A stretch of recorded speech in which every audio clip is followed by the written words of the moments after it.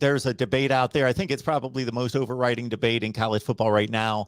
Is Cincinnati legit? Is their schedule legit? Can they hang with Bama? What are your thoughts about that game? Yeah, I think, listen, the body of work speaks for itself. The way they stepped up last year and went toe-to-toe with Georgia. Now, granted, Georgia at that particular time wasn't motivated for three and a half quarters. When push came to shove, Georgia, won the ball game in the final 5 or 6 minutes of that matchup. But Cincinnati proved, at least in the interior, that they can go toe-to-toe with one of the better teams in the SEC. Des Ridder did struggle in the second half of that ball game, but they were able to run the football with Jerome Ford in that matchup. And again, that's the Achilles heel of Alabama when you look at this ball game right here, right now.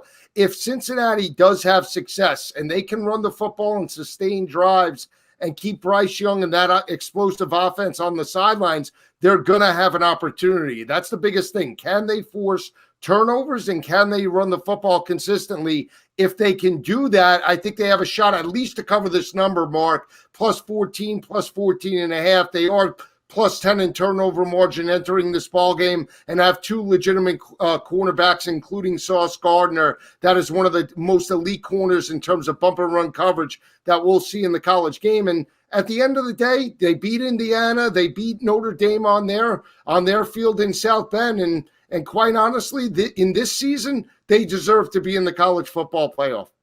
Bama with the number 2 rushing defense in the country. So you got to think the Bearcats are going to have a tough time running, although Desmond Ridder, that's part of his game. Your thoughts about the Cincy offense against the Bama defense and Will Anderson?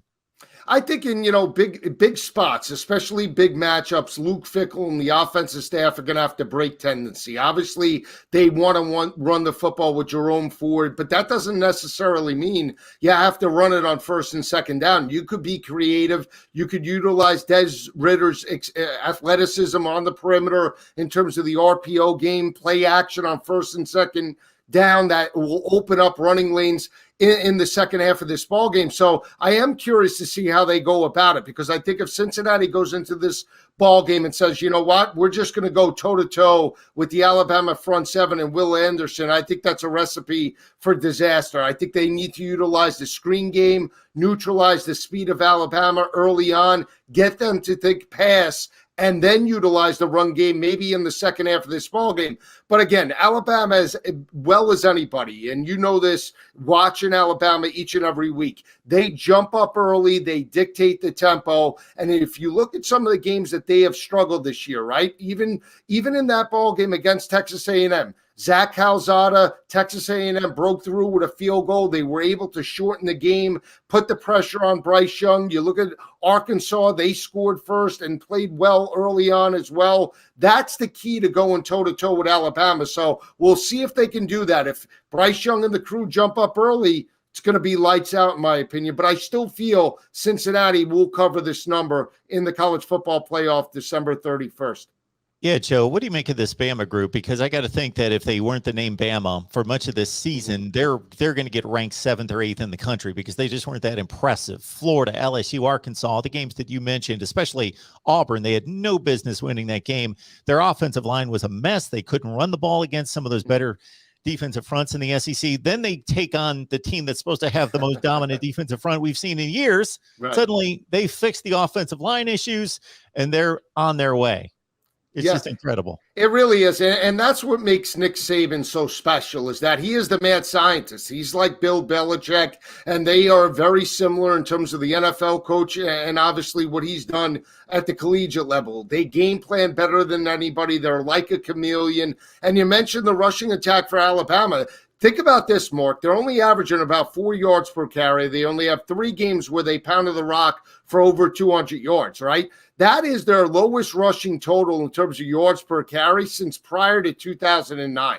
That's how long it's been in terms of the dominance of the offensive line. It's all been Bryce Young. It's all been the speed of those wide receivers. John Mechie, that most likely won't play in this ballgame. Jamison Williams, the Ohio State transfer, and Latu, the tight end. So they do utilize a lot in formations. And what's more intriguing is that outside the players and the personnel, how about the offensive coordinators? Whether it be Brian Dable, Lane Kiffin, and now Bill O'Brien, they just do not miss a beat. Now, This offense looks different than it did a couple of years ago. They've been more pass heavy with the quarterbacks that they have had, Mac Jones, Tua, and now with the progression of Bryce Young. But I agree with you. If they don't have a running game in this ball game, and that's what Cincinnati, I think, will take away first, is, okay, we're going to take away Brian Robinson. We're going to take away your ability to pound the rock. Now we want you to beat us over the top. It's really pick your poison, but I think they match up pretty well in the secondary. But it is those one-on-one matchups in space, motion. Look for Jameis Williamson to be utilized in a lot of different formations in this ball game, and that's where they can create one-on-one opportunities. We'll see if they could do it. That's the chess match that'll play out, obviously, on December 31st.